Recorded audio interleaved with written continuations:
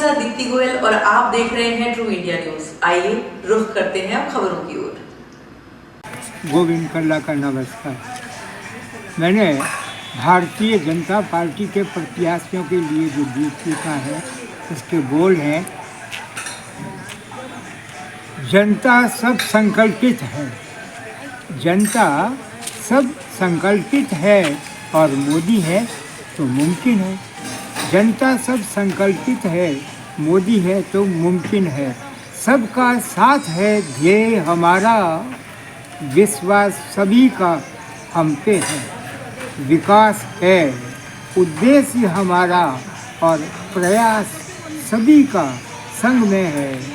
सत्यमेव जयते वंदे मातरम। घर घर मोदी, हर घर मोदी, विकास का पर्याय है मोदी। भारत की शान है मोदी, सबका साथ और विश्वास है मोदी। विश्व में जिसकी झांक है मोदी और भारत माँ का वरदान है मोदी, जनता का वरदान है मोदी। इन्हीं शब्दों के साथ ट्रू इंडिया से मैं आनंद कल्ला। बात चुनावों की, चुनाव पर चर्चाओं की, हथई की, चौपाल की, और हर कोई अपने मन की बात करता है और मन की बात करता है तो हम उसे आप तक पहुंचाते हैं। बिल्कुल ऐसे ही लोगों के मन की बात क्या है, कैसा माहौल है, क्या होगा, ये तो अभी कुछ नहीं कहा जा सकता, लेकिन मन में जिनके जो कुछ है हम उसे जानना चाहते हैं। हम आज गोल्ड बिल्डिंग सरदारपुरा की ओर आए हुए हैं, जहां पर जो एक चाय की बड़ी सी दुकान है, जहां हर कोई आता है, अपने मन की बातें करता है और उसे सुनते भी हैं लोग। क्या कहते हैं, हम ऐसी ही बात जानना चाहते हैं यहां से। आपका परिचय और नाम? मैं जोधपुर सरदारपुरा गोल्ड बिल्डिंग तंदूरी चाय से, और मेरा परिचय अखिल भारतीय राजीव गांधी विचार विकास मंच का प्रदेश अध्यक्ष हूँ।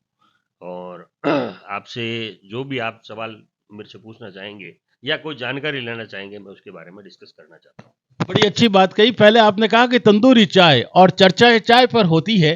पहले हम तंदूरी चाय को थोड़ा सा लेते हुए फिर बात करेंगे कि यहाँ चर्चाएं किस तरीके की चलती है, किसकी सरकार आएगी, कौन शहरी क्षेत्र से या सूरसागर से या आपके जोधपुर शहर से जीतेगा। चूंकि मैं स्वयं एक कांग्रेसी कार्यकर्ता पदाधिकारी भी हूँ, तो मेरे यहाँ चर्चा का थोड़ा ज़्यादा रूप जो होता है वो कांग्रेस का होता है। फिर भी अभी जो आज की स्थिति है, तो वो स्थिति में कांग्रेस की स्थिति एक सुदृढ़ स्थिति बनती जा रही है। ठीक है, जिसके बारे में मैं सभी लोगों से और जोधपुर की तमाम जनता से, प्यारी जनता जो हमारी जोधपुर की मारवाड़ की जनता है, उससे मैं अपील करता हूं कि ज़्यादा से ज़्यादा तादाद में मतदान जरूर करें। सबसे पहली बात, मतदान, अपने मतदान का उपयोग करें पूर्ण रूप से, और उसका उपयोग कर कांग्रेस को भी विजयी बनाए। जिसकी आप स्वयं की जिसकी इच्छा हो, आपको वो कैंडिडेट ठीक करता है, उस कैंडिडेट पे सबसे ज़्यादा निर्भरता रखें। और मैं मेन आपको यह कहना चाहता हूं, मेरी जो मुद्दे की बात है, अशोक गहलोत सरकार जो पिछले 5 वर्षों से कार्यरत है, और उस सरकार वो सक्सेस सरकार है आज की तारीख में। और उसके लिए मैं आपको सबसे पहले ये कहूँगा कि शायद हर घर में, चाहे चिरंजीवी कहो, चाहे पेंशन योजना कहो, चाहे सरकारी कई प्रकार की योजनाएं, सारी योजनाओं से हर घर जुड़ा हुआ है। और इसलिए मैं आपको, हर परिवार को, हर व्यक्ति को अपील करूंगा, अशोक गहलोत साहब को वोट देकर विजयी बनाए। उनकी सारी सीटों पर, 200 ही सीटों पर अशोक गहलोत सरकार को विजयी बनाकर और सरकार। बात चुनाव के दौरान एक ही निकल करके आती है कि जहां कांग्रेस की बात आती है कि जब विचारधारा उसकी हो तो उस तरह की बात तो करेंगे, लेकिन सबसे अच्छी बात जो जीतू जी ने की वो ये कि एक मतदाता घर से निकले और मतदान अवश्य करे, और उनकी योजनाएं जो दी गई है निश्चित रूप से जनहित की है। आप इस बात को भी ध्यान में रखें। हमारे साथ जुड़े हैं एक शहर के मतदाता जो किसी नाम के मोहताज नहीं, सुशील जी व्यास। जहां सुशील जी व्यास की बात करते हैं, जहां समाज सेवा की बात आती है, हर क्षेत्र से आप जुड़े रहते हैं, क्या सोचते हैं शहरी विधानसभा क्षेत्र में हमारे जो प्रत्याशी खड़े हैं उनके बारे में आप क्या कहेंगे? मेरा तो इस चुनाव के अंदर एक ही नजरिया है। जो व्यक्ति सच बोलता है और जो व्यक्ति दिल से पब्लिक को चाहता है, उस व्यक्ति की तरफ हमारा रुझान रहता है। और इस बार हमारा रुझान शहर विधायक मनीषा पंवार की तरफ है। उसने जनता के साथ बड़े ही प्रेम के साथ अपना कार्यकाल किया और जनता की सुनवाई की। और ये एक ऐसी विधायक थी जिससे बच्चे, बूढ़े, बुजुर्ग, कोई भी व्यक्ति किसी भी समय उससे मिल सकते थे, अपनी समस्या बता सकते थे। और इन्होंने भी जोधपुर शहर में हॉस्पिटलों के अंदर मशीनें लगाना, फ्री ऑफ चार्ज कराना, बाईजी तालाब पे इतना भारी नवीनीकरण कराना, उसका सौंदर्यकरण कराना, और हमारे शहर के भीतरी क्षेत्र के अंदर डिस्पेंसरी है नौचौकिया में, उसके अंदर भी सैटेलाइट हॉस्पिटल 16-14 करोड़ रुपए सैंक्शन करा के करवाना, विकास का काम।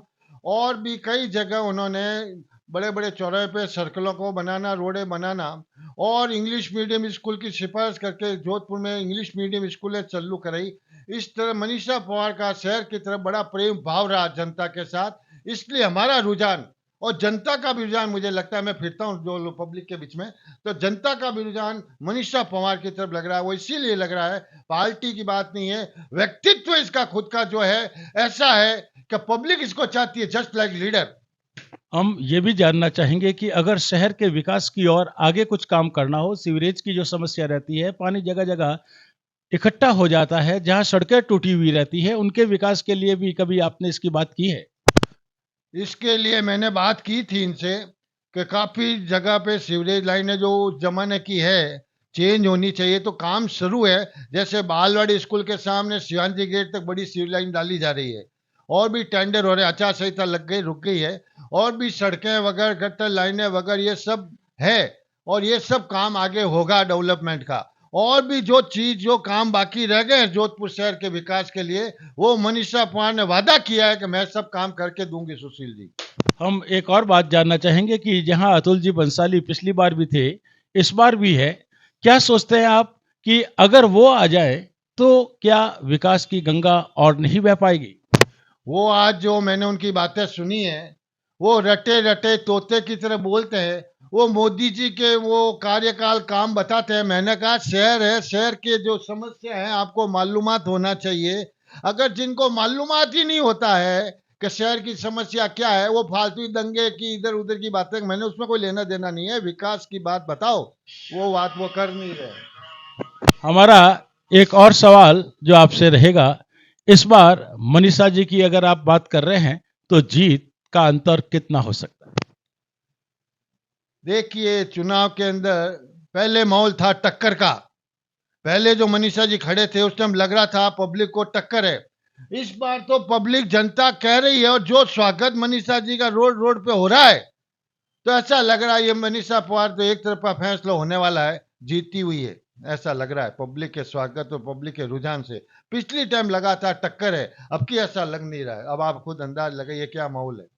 बहुत बहुत धन्यवाद आपका कि आपने बड़ी विचारधारा को सही तरीके से प्रस्तुत किया।